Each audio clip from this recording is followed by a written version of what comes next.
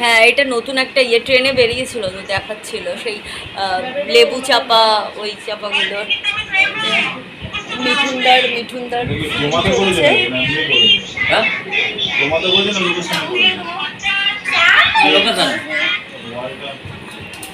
পুরনো বাড়ি, পুরনো দিয়ে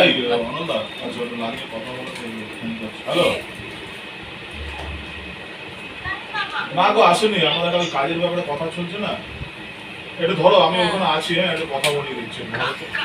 আমার কি কি জানার দরকার, একটু কথা বলতে, কি কি বলতে হবে বলো কিছু ওদেরকে, দর্শক বন্ধুদের কিছু বলবে?